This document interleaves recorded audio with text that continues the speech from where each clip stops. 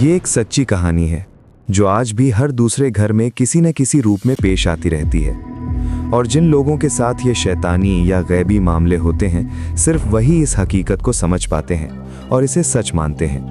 बाकी लोग इसे सिर्फ एक मजाक या पागलपन समझकर उन लोगों का मजाक उड़ाते हैं जो इस तकलीफ से गुजरते हैं। रात के 2 बज रहे थे। घर में अजीब सी खामोशी थी, लेकिन उस खामोशी के अंदर एक तूफान छुपा हुआ था। अहमद अपनी बीवी आयशा के पास बैठा था। उसका दिल डर और बेचैनी से भरा हुआ था। आयशा पिछले कुछ हफ्तों से बदल चुकी थी। कभी अचानक चुप हो जाती, कभी बिना वजह चीखने लगती, और कभी उसकी आवाज उसकी अपनी नहीं होती थी। उस रात सब कुछ बदल गया। अचानक आयशा सीधी बैठ गई।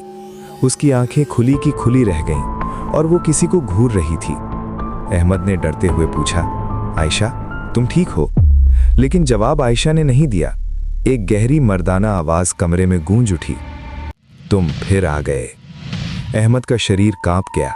उसने पूछा, कौन हो तुम? आवाज ने जवाब दिया, मैं वो हूं जो इस पर पहले से रहता हूं। ये मेरी है, मेरी बीवी है, मेरे बच्चे हैं। ये अल्फाज अहमद के दिल पर बिजली की तरह गिरे। वो चीख उठा, ये झूठ है, ये मेरी बीवी है। लेकिन वो हंसी इंसानी नहीं थी। आवाज धीरे से बोली, अगर तुम अल्लाह वाले होते तो मैं यहां होता ही नहीं। अहमद बेबस हो गया। दिन गुजरते गए, लेकिन हालत बेहतर होने के बजाय और बिगड़ती गई। कभी आयशा खुद को चोट पहुंचाती, कभी जमीन पर गिरकर चीखती, और कभी पूरा घर खौफ में डूब जाता। अहमद ने हर दरवाजा खटखटाया, आमिल, तावीज, इलाज, सब कुछ किया, लेकिन सुकून कहीं नहीं मिला। हर रात वही आवाज कहती, मैं नहीं जाऊंगा, ये मेरी है। अहमद टूट चुका था। एक रात वो सजदे में गिर गया। आंसू रुक नहीं रहे थे। या अल्लाह, मैं हार गया हूं, मुझे बचा ले। और उस रात उसने फैसला किया, अब सिर्फ अल्लाह का सहारा। घर से हर तावीज हटा दिया गया और शुरू हुई जिंदगी की सबसे बड़ी तब्दीली। 5 वक्त की नमाज, सुबह शाम की अज़कार, सूरह बकरा की तिलावत, आयतुल कुर्सी और 3 कुल। जब कुरान की आवाज घर में चलती, आयशा का शरीर कांप उठता। वो आवाज चीखती, बंद करो ये, मैं जल रहा हूं।